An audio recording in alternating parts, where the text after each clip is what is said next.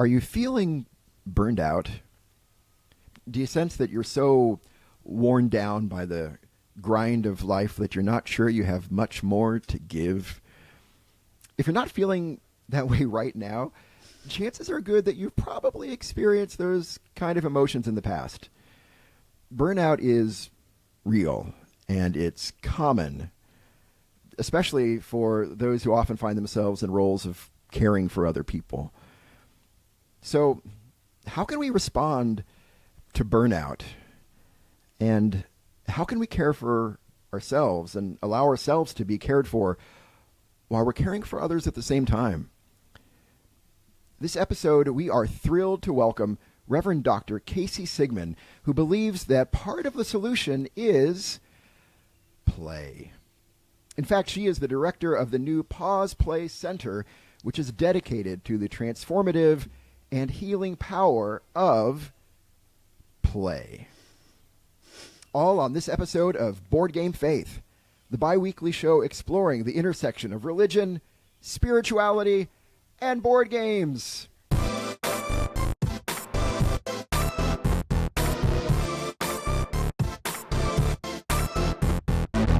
Hello and welcome, everybody, to Board Game Faith. It is so good to have you joining us today. My name is Daniel Hilty. And my name is Kevin Taylor. And my name is Casey Sigman. Casey, welcome. We're so grateful to have you here. Thanks. I'm excited to be here. We've been looking forward to this episode for quite a while.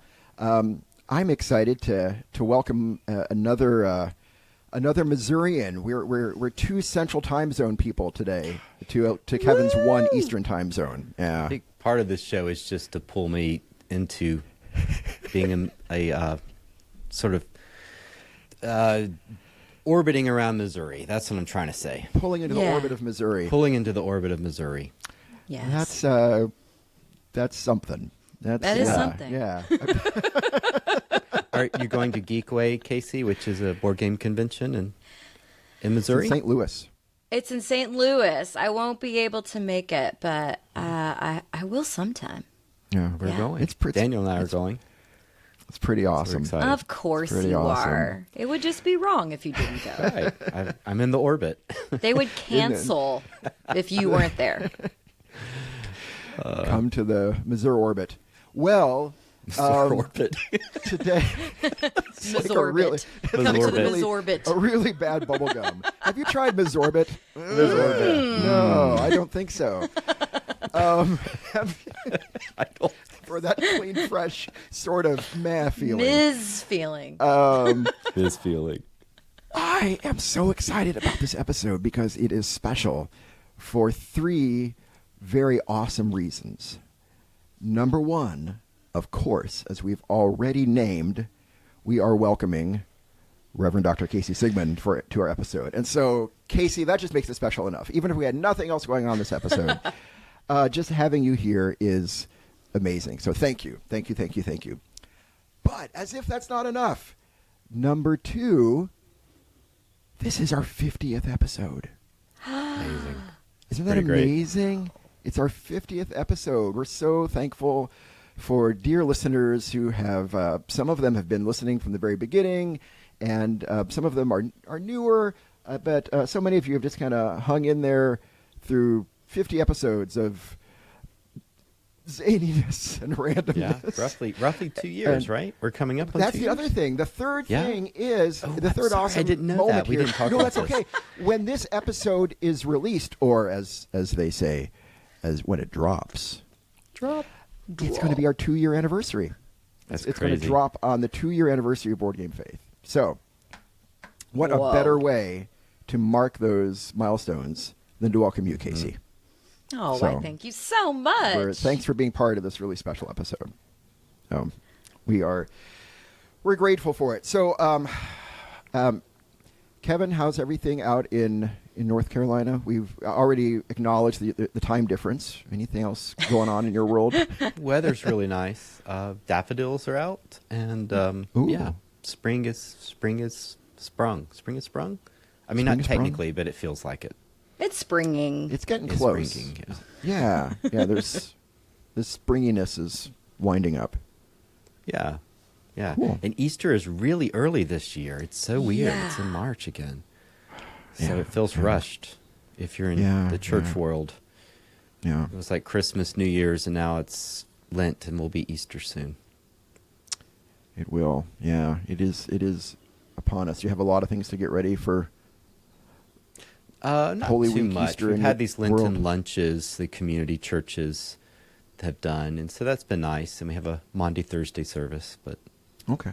and Cool. then Easter, we have an Easter sunrise that's a community service in the graveyard, and then we have our That's so cantata neat. like a couple of hours later, because they used to just not do the church service at 11 after the sunrise, but people can't handle that. They just showed up anyway because of habits.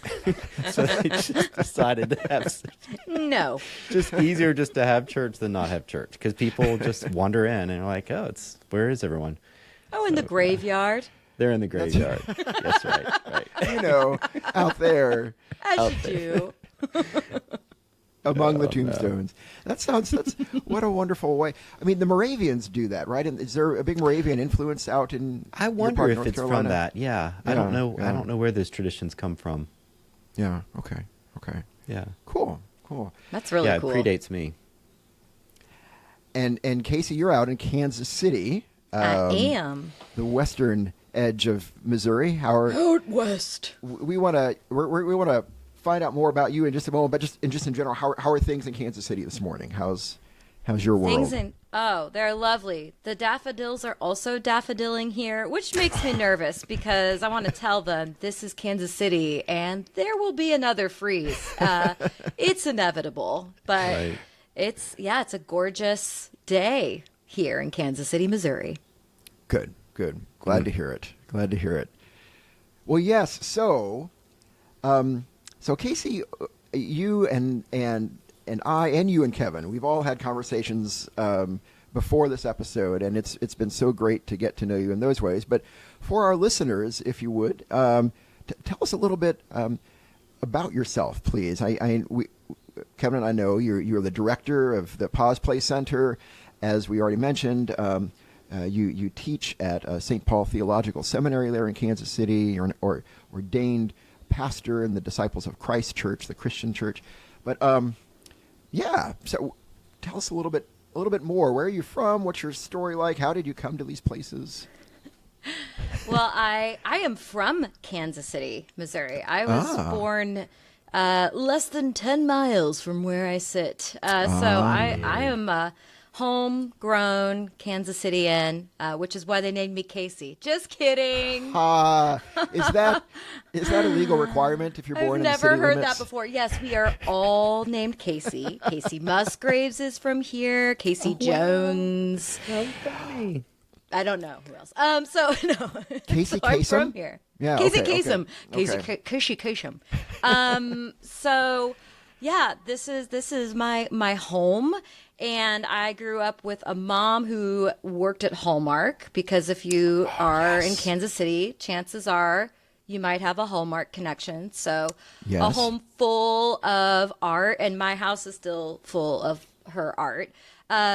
And silliness and playfulness all the time, because her studio was based out of the house. So I was one of those kids that grew up with an abundance of materials at my fingertips to be a maker and a creative all of my life. So that led me to studying film and theater at the University of Kansas. Rock Chalk Jayhawk, even though I'm in Kansas City. That know, is okay. I know. All It's are okay. welcome. I have no idea what All- you're talking about, but All I are believe welcome. There's a thing. There's a regional rivalry Gotcha. between Kansas There's a and little Missouri. tension there. Yeah. Okay. That's okay. Yeah. I studied film and really wanted to make MTV music videos, but times changed, y'all, and MTV did not continue to show music videos. Also, I got really involved in church plants and being the creative director and film art person for worship. And that's actually how I got my foot in the door into ministry. Was I loved being a creative in those worship spaces and being in the planning meetings and asking those questions of why. Why do we choose this music? Why is this the mood for the environment? Et cetera, et cetera. And really, those are theological questions. So I wound up going to seminary and then being called into ordained ministry and still wanting to ask why about worship. So got a PhD in homiletics and liturgics at Vanderbilt before amazingly getting a job back in my hometown at a Methodist seminary. So lucky. Did you ever? So that's a little bit. Did you expect to come back home? Was that out of the blue? I would have. I wanted to. Like Yeah, I have yeah. a strong village here, but I mean, in the academy, you never know where you're gonna go, Right, and so. Thanks for the synchronicity, God. That's pretty cool. I'm happy to be here. So I want to ask a couple things about. I mean, so I'm just curious. You mentioned your mom working for Hallmark and having the studio there in the house. So was like she design cards? Like, is this what she was like there at the house? Yeah, she's How an interesting. illustrator. Yeah, Nice, so nice. Christmas ornaments, books, cards. Nice. She was one of the on the early brainstorm team for Rainbow Bright in the early Bright. 80s. That was Yeah. Yeah. I remember So Rainbow Bright. Yeah. it's so just full of color and joy and silliness What a in my cool house. place. Yeah. Yeah.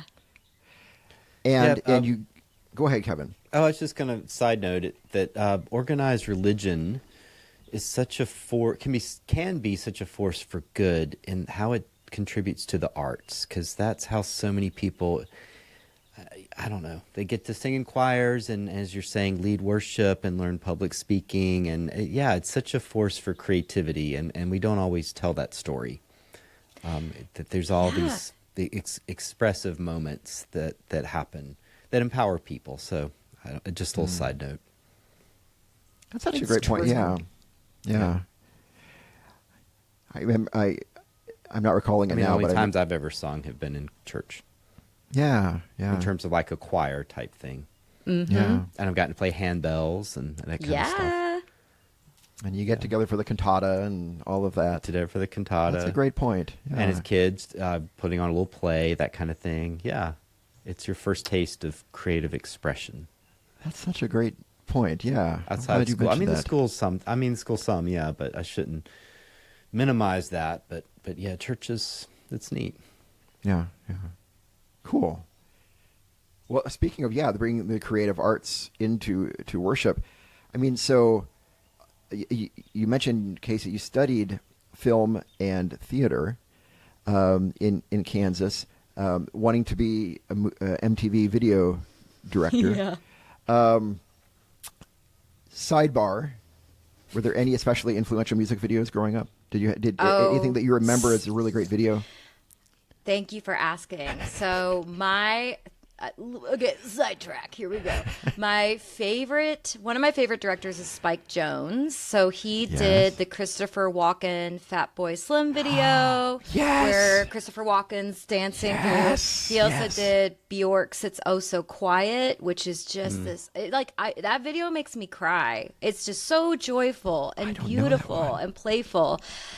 He also did the White Stripes Lego video and Dead Leaves in the Dirty Ground and a bunch of others. So Spike Jonze is amazing, but even way back at the beginning, Peter Gabriel videos, anything he did, especially Sledgehammer.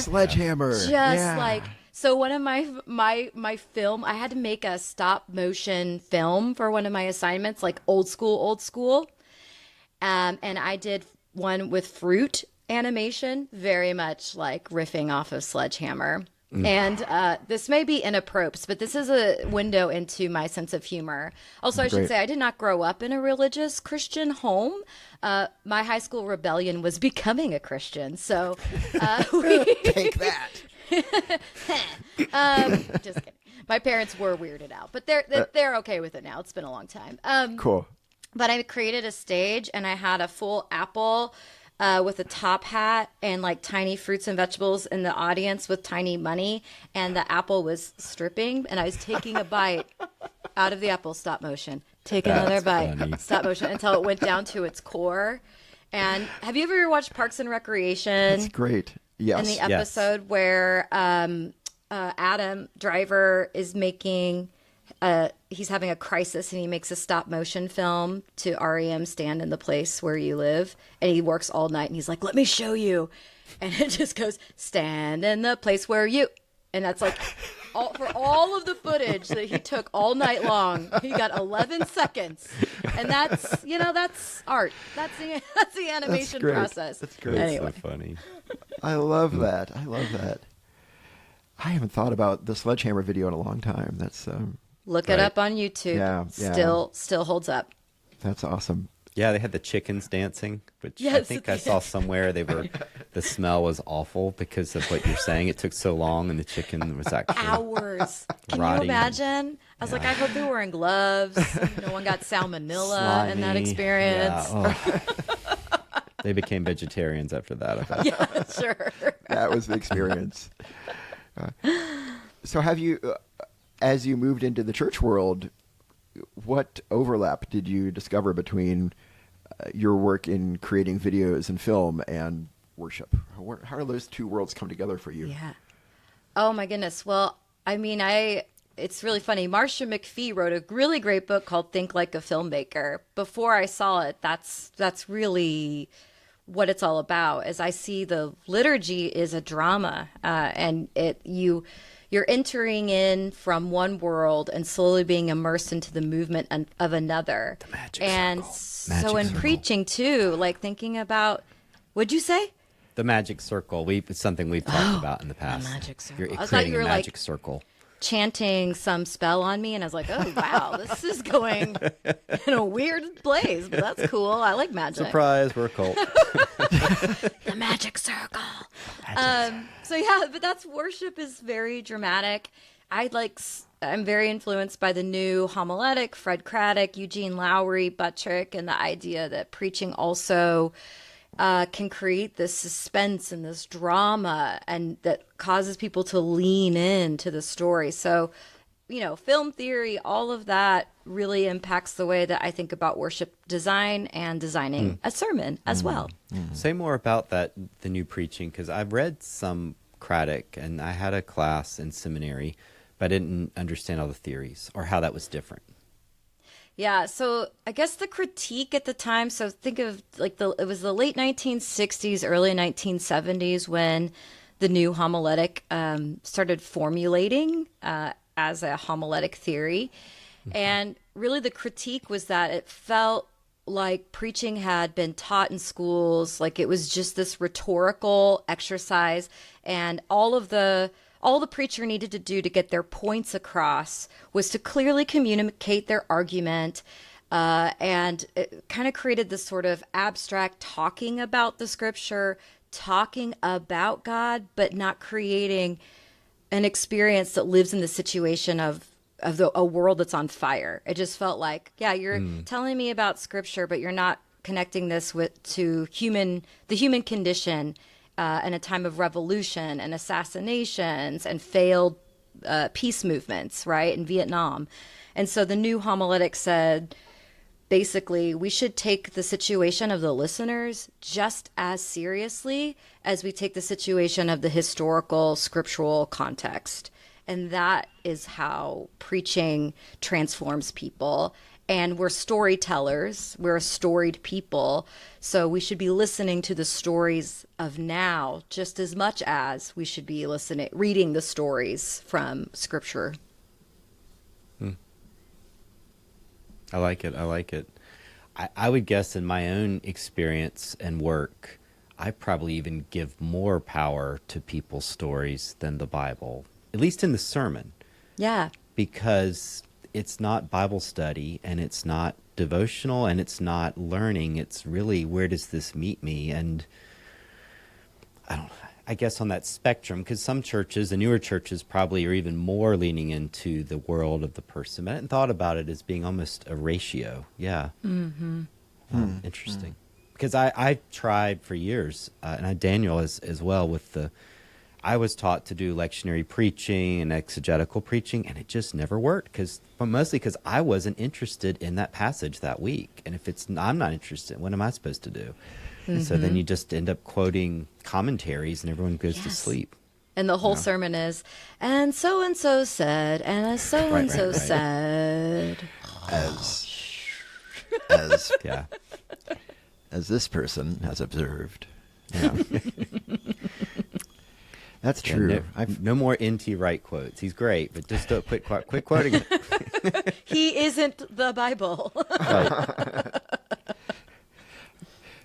So speaking of taking people's stories seriously and people's experiences seriously, I suspect that might lead in a little bit to the next part of our conversation, which is fast forward to pretty recently. You you established this thing called the Paws Play Center for Clergy Renewal at St. Paul Seminary. So can you tell us a little bit, please, about how did that happen, and where did the idea come from for it, and what's the vision for it, the mission for it? Yeah. Well, I think it's actually, we're coming up on just 1 year ago that I submitted the application to Lily, who put out a call for grant proposals about compelling preaching. And they were looking for seminaries, denominations, institutions, and groups to come up with some sort of program and plan to help boost preaching in a time of so much change, coming out of COVID, having to learn how to preach in a hybrid digital world, right? So like, what are some of the programs we can offer that can kind of fill the gap for folks who maybe were in seminary a decade or 2 decades ago and trained for a very different world in church, and are now preaching in this one in 2024. And I've done coaching and consulting and preaching, so I'm finishing up my first book right now that's based on my dissertation about preaching in the digital age. And so I've done a lot of speaking, coaching workshops with pastors around how to engage new media, AI in this time and place as preachers with authenticity and integrity. And one of the things that I noticed, some people were surprised that I didn't pitch a program revolving around that. But that's because I noticed that if a pastor is not feeling well, then they're not going to be able to absorb any new information, skills, or tricks to improve their preaching. Mm-hmm. And I was reading all of this data about quiet quitting, the Great Resignation hitting pastors, the data that said basically, what was it? Over the last year, and this was in 2022, that what was it? Almost 50% of clergy they surveyed, Protestant clergy, had considered quitting in the last year. And that is stunning. So for my hunch was, I don't need to create another program that tells them you should do this and you should do this. I need to hold space for pastors to have their souls taken care of, because when our souls are well, then we can have our imaginations wake up again. And I don't care what sermon form you choose. If your soul is good and your imagination is alert and connecting with the creative spirit of God, sermons are going to be good. The preaching will be good, and it will connect with people. So that's why I said, well, I want them to rest and I want them to use their imagination, and I like playing with words. So let's create this Pause Play Center for preachers where they can seek some healing and respite and find colleagues that are on the same path and not feel so isolated and alone, and create new habits for the ways in which they pastor and preach. So should we think of the imagination as almost like a muscle? Yes. You think? It seems I like think- what you're hinting at, that it's not an attitude and it's not a skill. It's something that has to be replenished. I really do believe that. I think that I have two young girls. They're 8 and 10, and they still have such fantastic imaginations. But I know with the 10-year-old, I'm just kind of watching the world around her, the systems that come into play that cause that muscle to go slack, to go weak. Because that's what happens to adults too often. I don't think that really happened to me so much because of the home I grew up in, and I was constantly, I was kind of a comedian and making films and surrounded by artists. So that imagination muscle has been alive in me. But even seminaries do a really good job of killing the imagination. Oh, yeah. And making someone feel like an imposter and making someone feel insecure, which is just going to lead to sermons that are like, according to N.T. Wright. Right. Who was right on this, but still, Who was right? I'm having to quote him. Yeah, and systematic theology is when you step back, it's lovely and fascinating and interesting and provocative. But when you study it, it can also be dry and awful. Mm-hmm. So. And you can lose track of your own imaginative worldview of how God is with you and with people, because you think you have to select and choose a system that's right. As if, well, I'm a process theologian, so I'm just going to get that out there. I chose the right system, but no, it's okay. But I really do believe that there is no static. We've never arrived. God's not ever done, and including with our theological systems. So keep looking and keep playing. Right. So would you rather hear a good sermon poorly preached or where this is an impossible stupid question, but it's still fun. Like uninvested poor preaching, or a bad sermon with a lot of investment by the preacher and imagination and well preached. But what do you think? It's tough, isn't it? It is tough. I was like, I need pull up some clips. To Might to depend totally how you define understand. bad and good. Yeah. Right. And then blur out the people's faces and voices so they're not like, hey.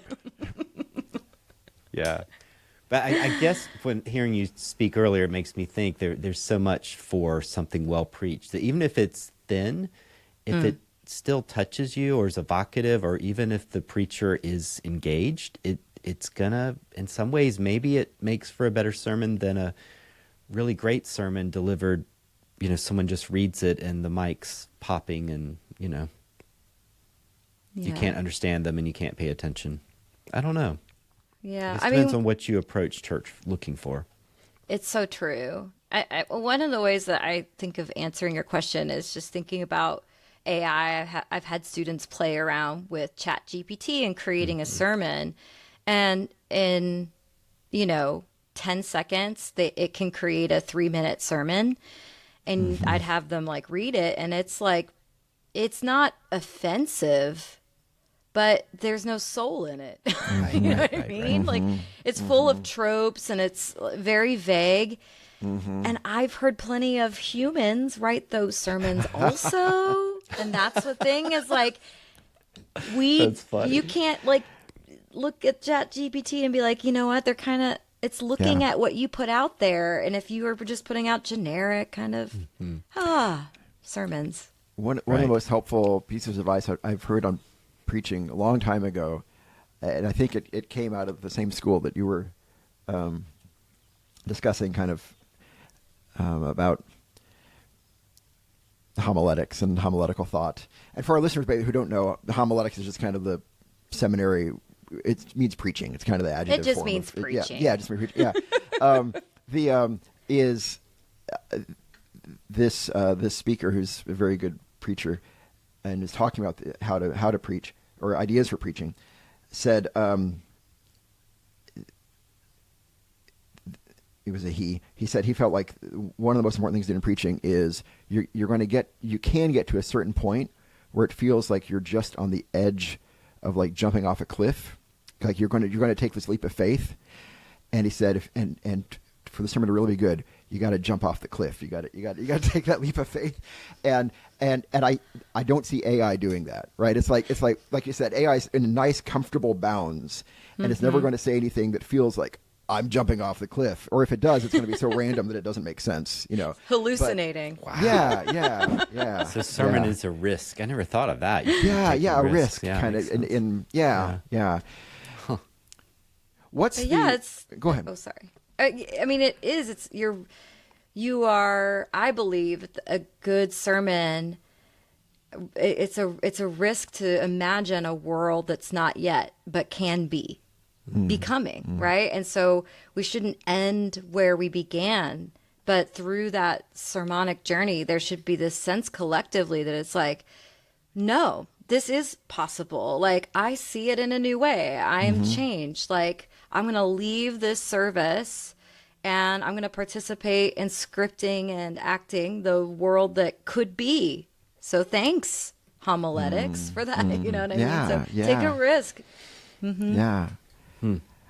I until you both named it as risk, I hadn't thought about that, but you're right. That the risk is a part of that, an important part of that.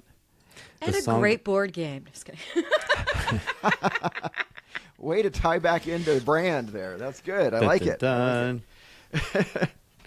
Nick, the musician Nick Cave, has a great quote about ChatGPT and AI. He says, it'll never be able to write a real song. And I think he even says preach a sermon. I think he gives that as one of the examples because it's never been anywhere. Like it's never been on a journey and it's never had its heart broken. It has no scars. And just thought that's so true. Like there is no art without some level of pain or journeying. And ChatGPT, that's like talking to the whales, man. It has no concept of that. That's so interesting. Yeah, I mean, there is no country song without a dog that broke your heart or something. Yeah.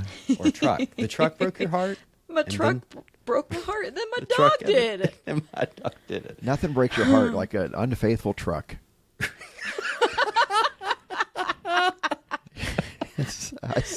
what are you doing over there? I saw you with that Chevy.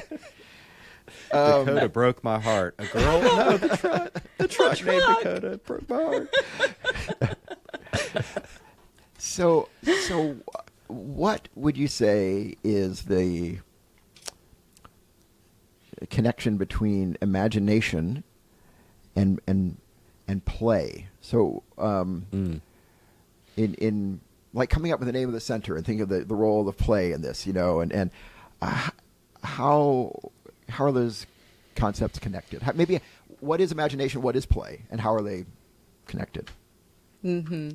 I think play has multiple dimensions and definitions. It can be a verb and like an activity that you engage in with the purpose of collaborating and making something out of nothing, right? Like taking the elements and creating a world or a scene or a situation with your friends under a quilt. I used to play with my colored pencils and make them people, and like the little one is the kid, and it's this color, so the parents must be these colors because again, my mom. Yeah. But like that's play as a practice. But I also think play can become a habitus, just a way of a posture in the world where you see possibility where others don't. And then imagination is like part of that is really extended energy to articulate, embody, and share what that possibility that maybe comes from the practices of play and the posture of play, and sharing that with others so that they join you in this to be, this imaging of that emerges from the play that is not what was there before or not what meets the eye, but when creative minds meet the material and co-create. So should we think of preaching as kind of an act of play? Oh my gosh, yes. I think so too. Yeah. I think my best preaching is when I'm in that playful posture, and my worst preaching is when I'm just not there. I'm just like hammering things together very angrily and not. And it requires a congregation that is okay with that is going to give you that permission and encouragement to playfully approach the text. Yeah. Oh, yeah. That's cool. I never thought of that. And I love the image of imagination as kind of extending possibilities. It's a really cool way to think about it. Yeah, I also love the phrase, and this comes from Reverend Dr. Martin Luther King Jr. when he was speaking at the American Psychological Association in like 67. And he talks about creative maladjustment. That's another way. It's like that it's choosing to not be adjusted to what is settled, but not in a destructive way. That it's really holy.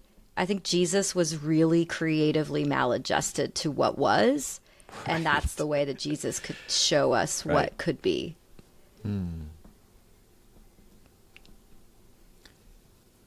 That's really good. Yeah, I've been rereading Mark with Sunday school class, and that's a great way to describe what Jesus does, which is kind of bizarre. Like you can sense that the disciples and the Pharisees and others are just scratching their heads because he's, he's not a bad guy, but it's like he's not a good guy either. They're just like, what in the world? Are you a demon? Yeah, exactly. What are you? Yeah. Why are and you even his drawing in the dust? hometown's like, we don't want you here either. Yeah, we're uncomfortable. Speaking of the environment, right? Yeah, he had to find his people Yeah. that were also so uncomfortable in the adjusted world that we're like, this is the one who will get us out of this. So the Paws Play Center, as you mentioned, was kind of funded by this grant from the Lilly Endowment, which is this grant-making organization in the United States, and it's specifically for clergy renewal, for kind of pastoral preaching renewal. So, if any kind of pastors, clergy that may be listening to this episode, if they're interested in the Paws Play Center, what could they expect there? What will be offered, or what is offered? What does the Paws Play Center look like in operation, in reality? Yeah, so we operate with 3 circles. So I was like, what was the circle phrase? Magic circle. 3 magic circles. 3 magic circles. That's better. We have 3. That's even better. Whoa! So Trinitarian. Ghostbusters. Don't cross the lines. No. Don't cross the streams. So the first Ghostbuster reference. Okay, so the first circle is we have a podcast as well, and I'm going to invite and hopefully bring Board Game Faith into it. So the Paws Play podcast, our first episode drops. March 18th, I think, is the scheduled dropping date. Great. Date of drop. And basically in that podcast, which will be monthly, you get an overview of, against like the reading and the postures that inform what the Paws Play Center is about, and conversations with guests. But we also open with a call-in line. So Burnout was the first episode, and we gathered audio recordings of some testimonies from pastors on what burnout feels like and how it impacts their preaching. And so it's a very conversational podcast that you'll feel an urge to pause, and then at the end you'll be prompted to play. So that's the podcast. Clever. Then we also everything's happening this month. So we just started officially January 1st, and so much has happened. It's all happening. The second circle is that we're going to have an annual cohort of 12 pastors who go through a curriculum, basically July through June, that gives them like tools and postures for Sabbathing and listening to their spirit and soul through spiritual direction. and coaching, and then also prompts for play. So this will be open to any denomination. Like if you are someone who's preaching consistently, even if you're a lay preacher, I want to put that out there, because y'all who are quote unquote bivocational, oh my gosh, what you have to do is overwhelming to me. So if you feel like you need some rest, please apply. So applications will open the 15th of March through our website, pawsplaycenter.com. And then the third magic circle, is that every July we will have a gathering in Kansas City, Missouri. Dates we haven't finished signing contracts, but it will be mid-July in Kansas City, Missouri. Stay tuned. And it's for anyone, any pastor, person who wants a preaching gathering conference that has nothing to do with preaching, but is like cross-training through board game faith, doing something and teaching you about board games, or spoken word poetry, or stand-up comedy. And there'll be good food and arts and play for about a day and a half. So those are the 3 circles for Paws Play Center. Those are 3 great magic circles. What a vision. Yeah. Yeah, I love it. So applications open for the cohort on March 15th, Yes. which will just be a few days after this episode drops. And then March 18th, your podcast, the first episode drops of Paws Play Center drops. And then July, the gathering in Kansas City for any Anyone. clergy preacher type person who's interested in this. How Maybe exciting. Use those wellness grants, y'all. I know they exist. Reach out. Grant. Get those wellness grants. Come to Kansas City. Yeah. So, Kevin, if I could ask you, you've mentioned a couple times the magic circle idea. For those maybe who didn't hear that episode, would you mind just saying a little bit about that and how this relates to what Casey's talking about? Or Yeah. I mean, and this is my take on it, so correct me. And it's been a while, but some of the, of course, some religions and either current practitioners or ancient world had magic circles where you entered into a place and a time where the normal rules didn't exist. And that also is carried over into board games or any type of play, because when we enter this time, this is a different, things operate differently, and then we leave the circle, right? And so that's a way of restoration and relaxing that imagination muscle. So while we are playing this game, we are pirates, right? And I want to destroy Daniel. And then afterwards, I'm we're friends honored. again. Yeah. I am not Does going to that sound destroy fair? Daniel. Yeah. I mean, pirates. Is that right, That does Daniel? Would you apply. add anything to it? Yeah, no, I totally agree. Yeah, I think you're right. I'd forgotten that until you said it, but I think its roots are in some ancient religious document. I forget its Which origins also at the includes moment, games. Same thing. But yeah, like exactly. scrying the gods, right, is similar to rolling dice. So you're getting those connections of. and it is just like Uman you and were saying, Thuman. Casey. That's worship too, right? I mean, it's in Yes. the very sense that you enter this intentionality to play a game. You're entering into this time and space, this limited time and space where different rules apply, and we relate to each other in different ways. And worship can be like that too, right? That you come into this time and space where you kind of, in some ways, kind of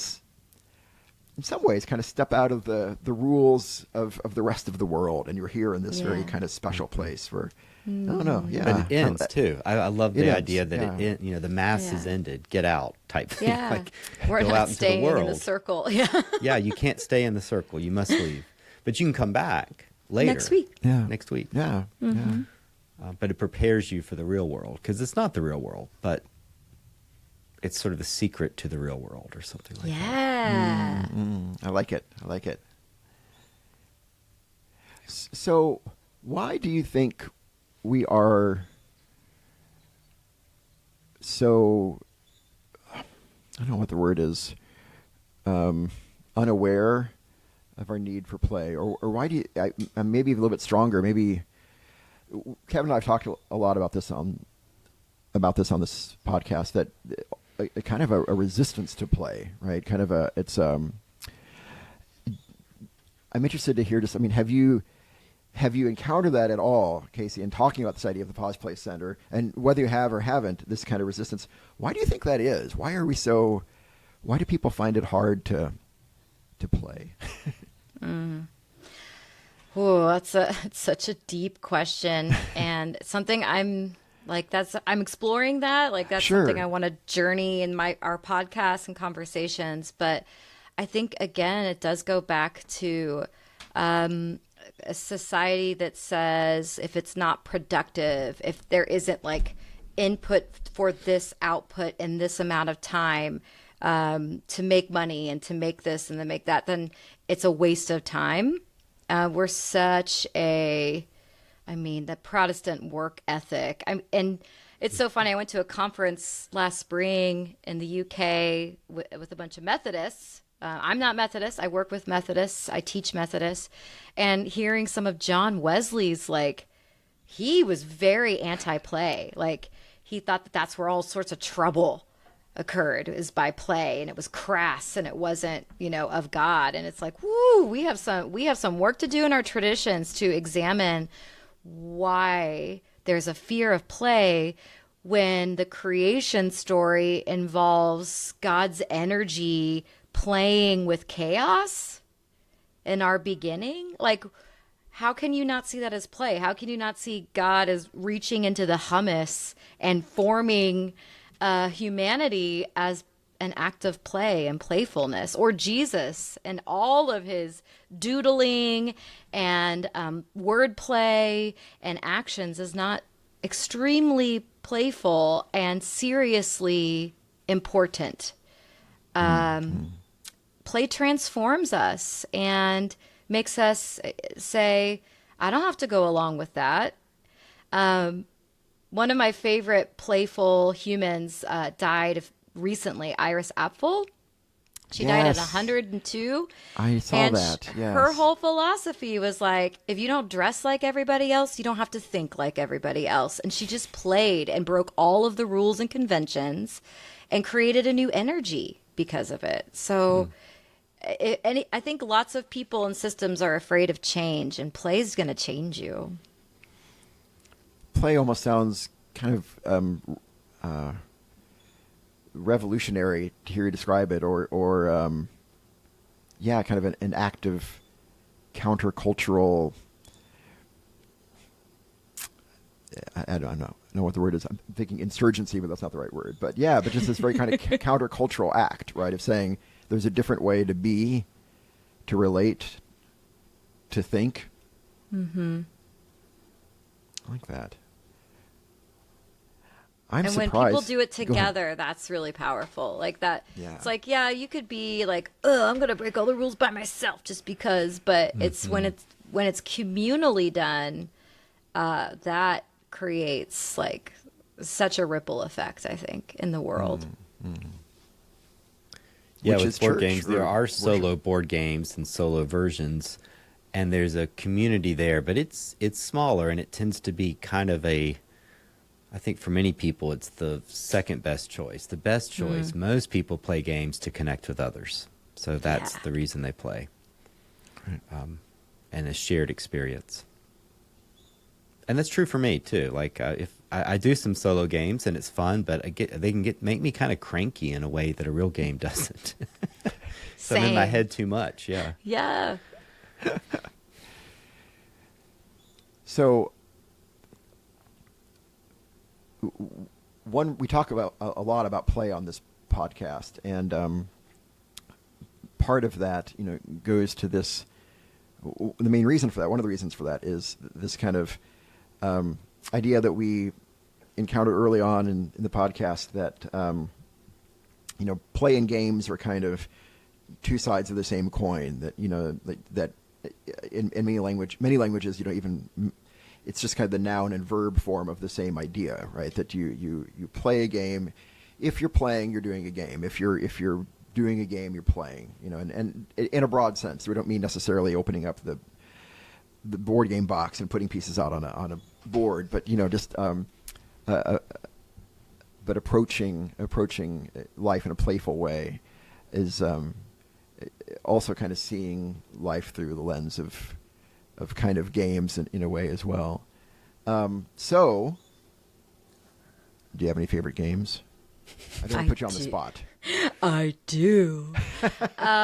It's funny because I was recently like doing some internet searches. Maybe y'all can help me, internet. But one of the most fun games I ever played was during seminary. Our friends Jake and Kelly had this game called Killer Bunnies, and oh my gosh, we played it for hours. And apparently there's so many like card decks and versions of it. I had no idea. So I've been trying to find the one that we did, which was in outer space, like Killer Bunnies in space. And like you're after this carrot, this golden carrot, and you are different characters with different powers and like weaknesses and vulnerabilities in this cosmic universe of Killer Bunnies. And it's so ridiculous and so much fun. And yeah, and it brought us together. Great. Yeah. That sounds wonderful. Killer Bunnies. Killer Bunnies.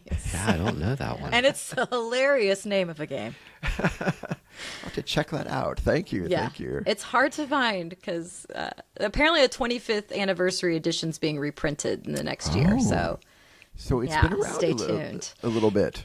That's why it's hard. KillerBunnies.com. Killer Bunnies Universe. Okay. Kevin, we'll have to Check check out it Killer out. Bunnies. It's silly. It is so silly.